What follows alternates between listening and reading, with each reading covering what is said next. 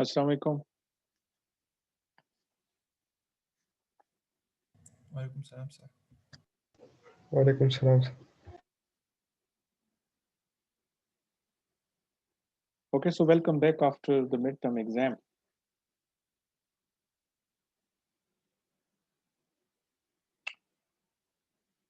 Okay, so today we are going to talk about a very useful tool in microwave engineering known by the name of Smith chart.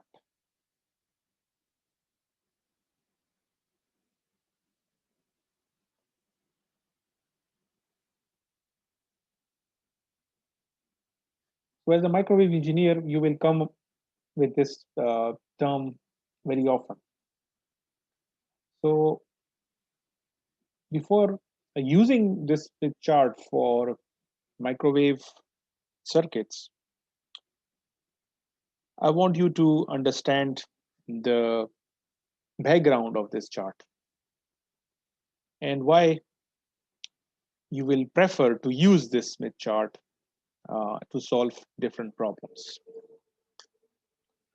So, for historical point of view, this chart was developed by a person known by the name of Peter Smith in 1939 at Bell Telephone Laboratories. Okay, so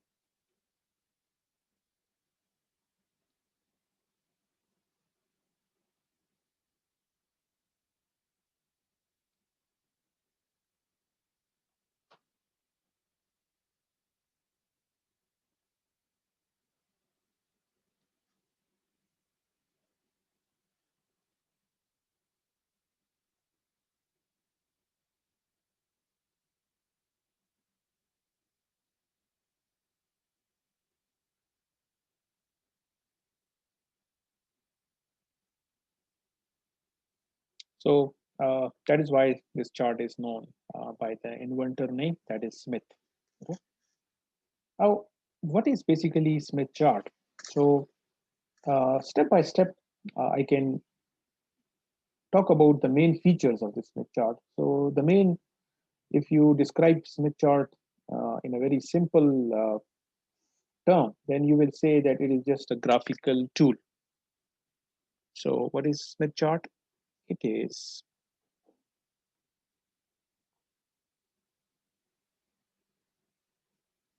a graphical tool for solving transmission line problems.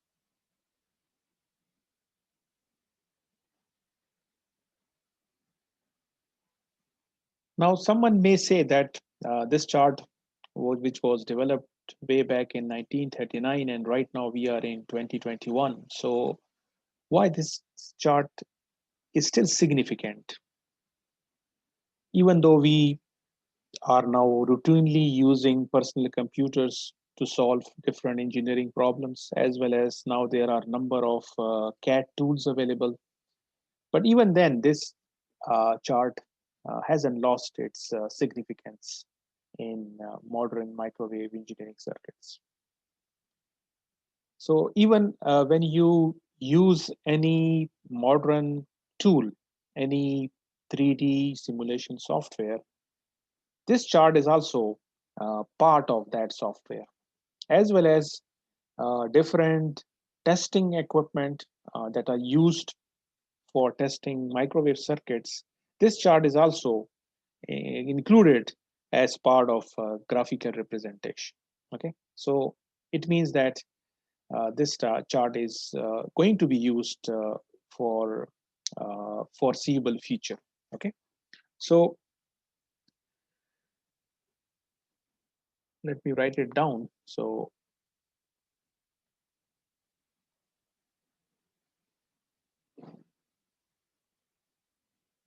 it is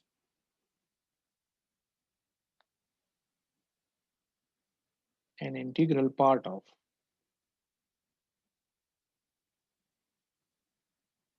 current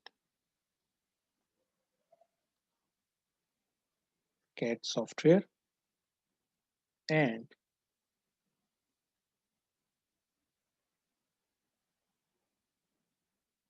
test equipments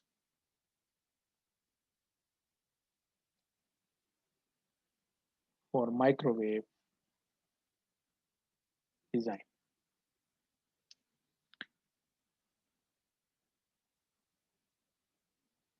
And as a microwave engineer, what is the significance of this Smith chart?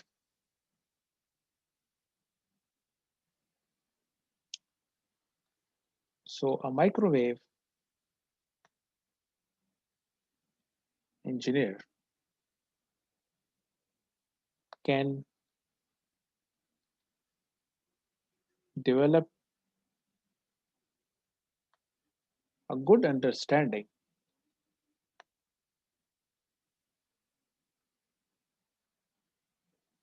about transmission lines and impedance matching problems by learning to think in terms of Smith chart. As I've pointed out over here, that it is a graphical tool. So as a microwave engineer, if you have a good understanding of Smith chart, then you will be visualizing transmission lines and impedance matching problems in terms of Smith chart. Okay, so at the back of your mind, you will be looking at any microwave transmission line or impedance matching problem uh, in a graphical manner by visualizing uh, Smith chart. Okay, so what is basically Smith chart? How it look like?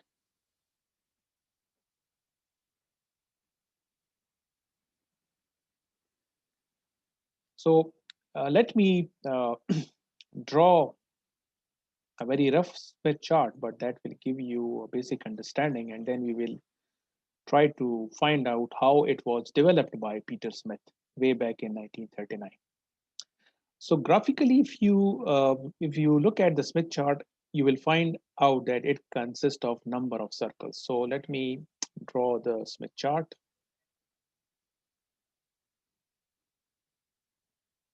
And if you have a book with you in hard form or in soft form, you can also look into the into the page number 64 of the textbook, and you will be able to see the clear Smith chart. Okay, page 64 of the textbook.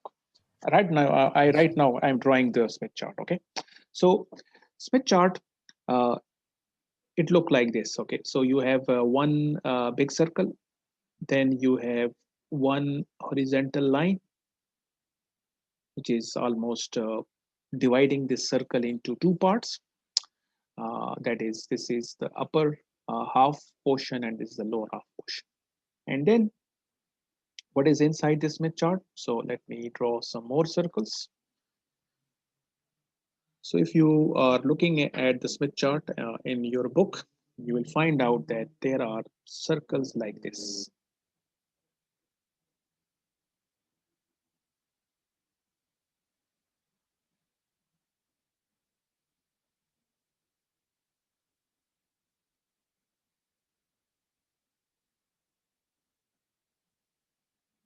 Okay, so you can compare these circles with the original Smith chart in the book. Okay, so these are some of the circles, and then you will also find some lines like this.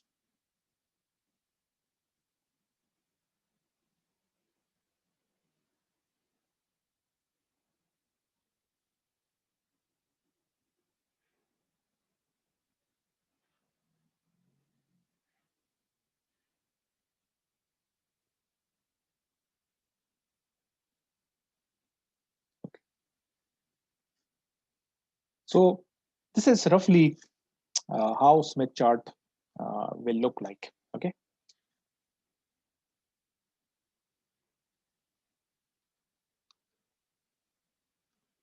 So if someone is looking at this Smith chart for the first time, he will find it quite intimidating because it's very complex type of graph. But at the end of today's lecture, you people will be able to find out what each of this line, each of the red lines and each of the blue lines that I have drawn on this big circle, inside this big circle, how we can also draw them with the help of an equation. So every line that or every circle that I have drawn on this Smith chart, at the back of this line is some kind of an equation that Peter Smith used to arrive at this Smith chart. Okay, so how Smith was able to come up with this chart and why it's so useful for us as a microwave engineer. Okay, so let me uh, try to develop this chart in a manner which in a similar manner that was used by Peter Smith. So step by step, I'm going to explore this Smith chart. So the first thing that you need to understand is that the Smith chart that you are looking at right now is at the back of this Smith chart is basically uh, reflection coefficient. Okay, so what I'm going to talk about is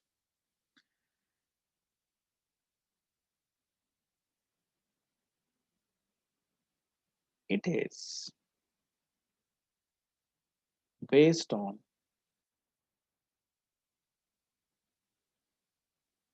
polar plot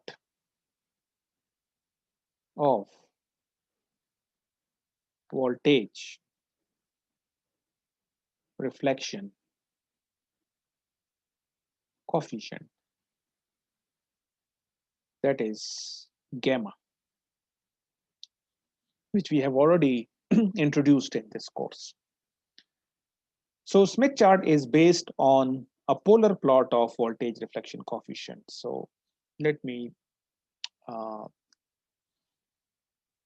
explain this concept. So reflection coefficient, if you remember, is a complex quantity. If I want to represent this complex quantity in a polar form, so I need to have its magnitude, and then I need to have its phase. So there are two things associated with voltage reflection coefficient. One is the magnitude, and the second part is the phase. Now, the magnitude of the reflection coefficient, if you remember, the range of the magnitude of the reflection coefficient is from 0 to 1.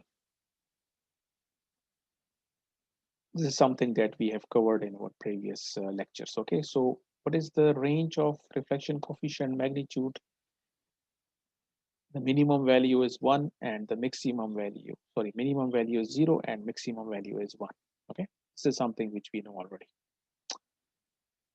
Similarly, the phase, we all know that phase can change from 0 to 360 degree, or we can also say that phase can vary from minus 180 degree to plus 180 degree.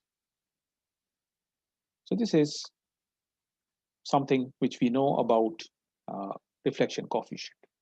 So if I want to plot reflection coefficient graphically, so I know that the magnitude of the reflection coefficient is from 0 to 1. So we can represent the magnitude as a kind of a radius from the center of the chart. Okay, so if I have a plane, and if I want to represent the magnitude, so let's consider some examples. So let's say you are given that the magnitude of the reflection coefficient is, let's say, 0.5, and the angle is given to you as 45 degree. So if I want to represent, let me call this plane as gamma plane, gamma plane. So if I want to plot this example, example number 1, So there is, I need to draw a vector with the magnitude equal to zero point 0.5, and I have to draw it at angle of. So angle is usually measured from this axis. It is measured, it is taken in the counterclockwise direction. So this is 0 degree. So how I will represent this particular example, I will draw a line. So let's say this is 0 0.5, and then this angle is 45 degree. So this, let's say this is point A. Let me call this as point A. So this is point A. Okay. Similarly, let's consider another example, example number 2, and let me call it point B. And now we have magnitude of reflection coefficient equal to, let's say, 1, and phase is equal to 90 degrees. So in gamma plane, how I will draw this? So I will draw a line with a magnitude equal to, let's say, this is 1, and this angle is, of course, 90 degrees. So this is now point B. And you can keep on taking any value, but the main point that I want to make you understand is the magnitude, because the magnitude, the maximum magnitude is equal to 1. So if I draw a circle such that the radius of this circle is 1,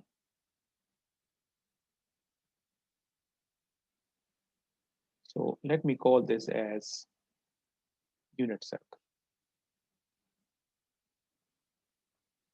So no matter what value of gamma you take, we know that the magnitude cannot be more than 1. So it means all possible values, any value of gamma, it will be inside this circle. It will be inside or on this circle. Okay. So the point is, all possible values of gamma, they will lie within this unit circle in the gamma plane. Okay. All possible values, no matter which value you take, we will be anywhere within this circle.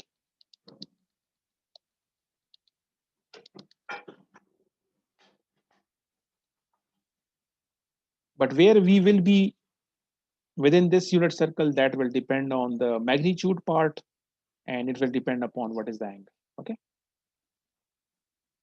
So the Smith chart that I had drawn before, you can see this black line that I had drawn before. This is actually the same unit circle. This is the same unit circle. Okay. So what is the main point that you can take from this discussion? All possible values of gamma will lie within the unit circle, within the unit circle.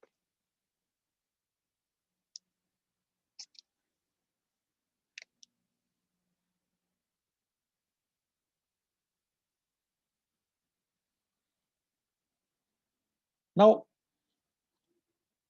this representation of voltage reflection coefficient in gamma plane, it is not that much useful. Okay.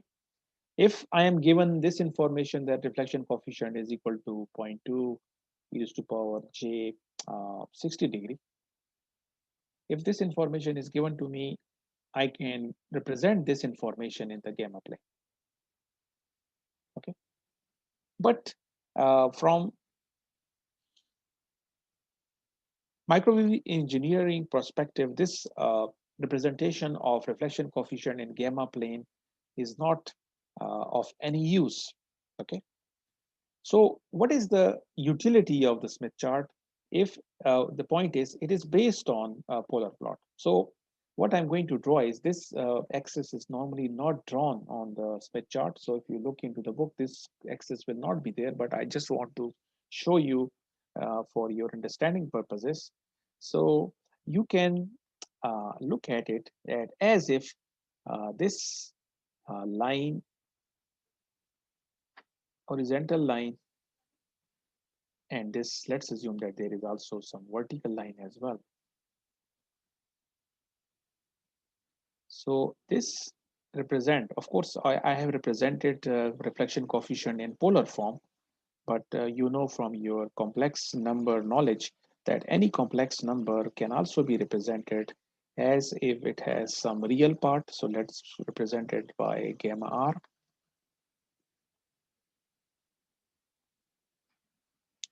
And it has some imaginary part. So let me represent the imaginary part by gamma I.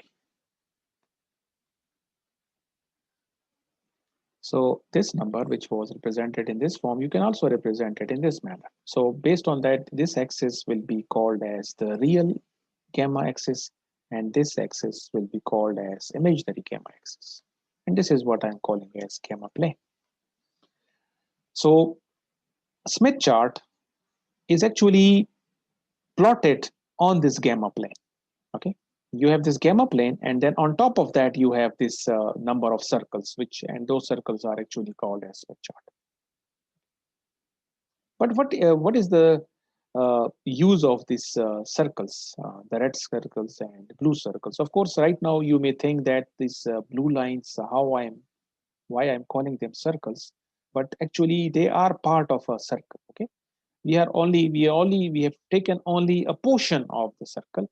So at the end of this discussion, you will know why I am calling the blue lines also as circles. Of course, the red lines are circles, which is there is no confusion about them.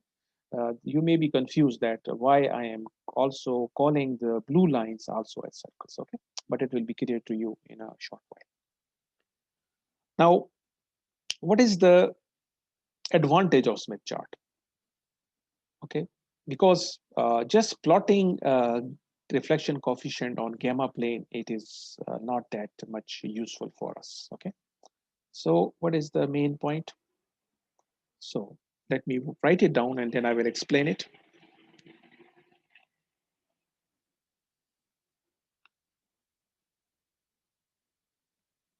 It can be used, so I'm talking about Smith chart. It can be used to convert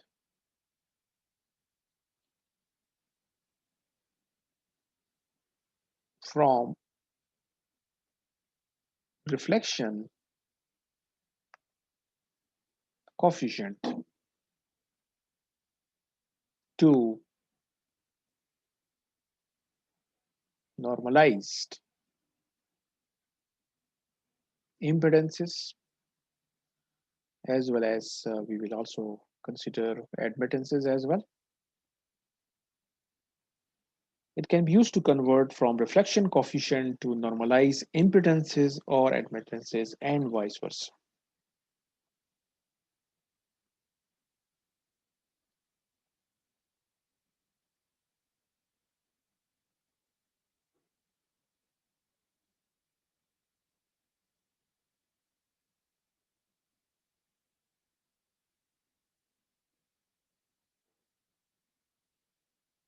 This is something that I talk about before midterm as well. So let me refresh your memory.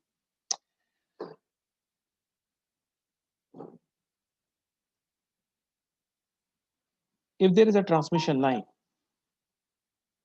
with characteristic impedance Z0, and if it is connected with some load ZL, and assuming that ZL is not equal to Z0, so any signal coming from the source side, when it arrives at the load point, some part of it will be reflected gamma. And we know that this gamma is equal to ZL minus Z0, ZL plus Z0. So depending upon what value of ZL is given to us, we will use this equation to represent the load in terms of its associated reflection coefficient. So every load, what is the main point? Every load impedance will have its unique reflection coefficient. It's not possible that you have two different loads and they have the same reflection coefficient. What is the main point that I'm talking about? Every different ZL will have a different gamma. So in microwave engineering, I can use impedance to specify my load, or I can also use gamma to represent my load. Okay. So information about load is either in terms of impedance or it is also in terms of gamma. So now we can represent our load in both possible representations. You can use impedance of the load to represent it, or you can use reflection coefficient to represent your load. And if ZL is given to you, you can find out its reflection coefficient. And if reflection coefficient is given to you, you can use this equation to find out what is the corresponding load.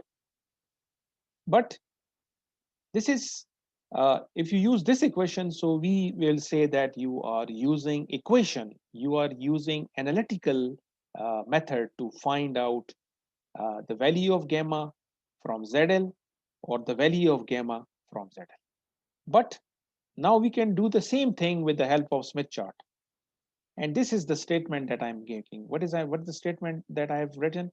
It can be used to convert from reflection coefficient to normalize impedances. So this conversion, which is represented in a mathematical form, but what Smith chart enable us to do is to perform this transformation graphically. So you will not be using this equation, but you will be using Smith chart to convert the load impedance into its reflection coefficient form, or the reflection coefficient form into the associated impedance form.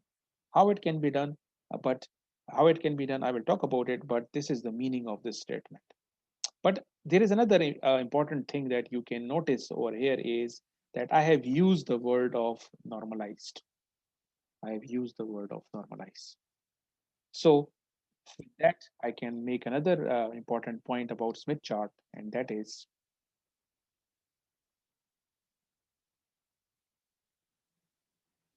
Smith chart is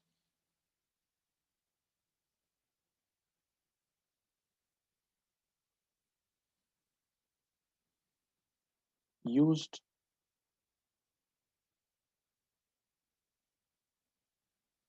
for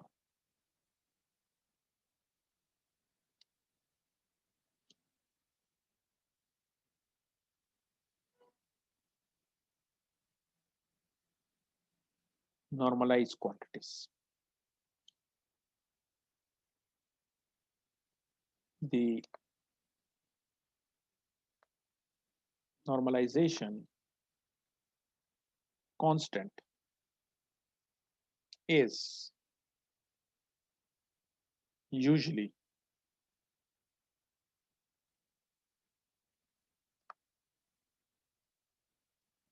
the characteristic impedance of transmission line.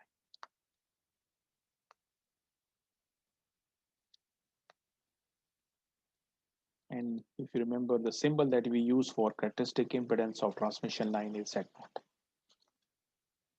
So whenever you use Smith chart to solve any problem, the first thing that you need to do is normalize your given quantities. Okay, and of course, by quantity, I means either Z or Y.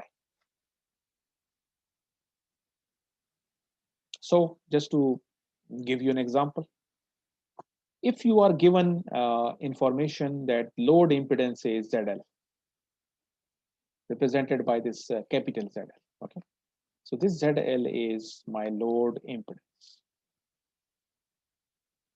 If I want to represent, or if I want to show this load impedance on Smith chart, if I want to show ZL on Smith chart, the first thing I need to do is to normalize it. And how I will normalize it? I will divide it by Z naught. So what you will do? You will take ZL and you will divide it by Z naught. And this ratio will give you the normalized version. So normally the normalized version are represented with small letter. So I will call it small ZL, just to make sure that you are not confused that whether I am using the small z or capital Z. For this lecture, I will represent the normalized impedance by dash, so ZL dash. What is ZL dash now? ZL dash is now the normalized load impedance. What is capital L? Capital ZL is your actual load impedance. And when you divide it by Z naught, you will end up with a normalized version of that. So this is another important point about Smith chart. Okay. Now coming to the main point, that is, what are these red and blue line representing?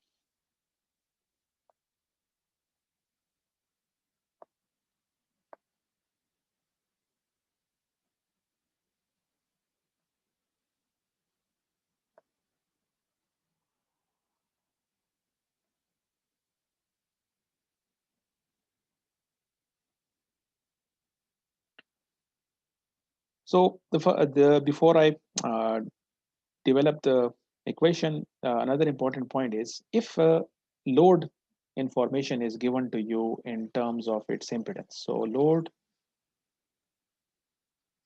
information is given in terms of impedance, let's say. So you may be given that Z is the load impedance, and it has some real part, let's call it R, and it has some imaginary part, let's call it X. Now, if I want to represent this information on a graph, so this horizontal line will be representing the real part, and this vertical line will be representing the imaginary part. Now, for all passive loads, we know that the value of R, it can never be negative. It will always be positive. So the minimum value of R is 0 and the maximum value is infinity, which means that the range of all possible value, whatever is the load impedance, the real part will be somewhere on this line from 0 to infinity. Whereas the imaginary part, which is representing the reactance of our load, because it can be capacitive as well as inductive. For inductive load, it will be positive. For a capacitive load, it will be negative. So this X can be either in this region or it can be in this region. So the point is, all possible values, all possible values of Z will be within this region, within this region.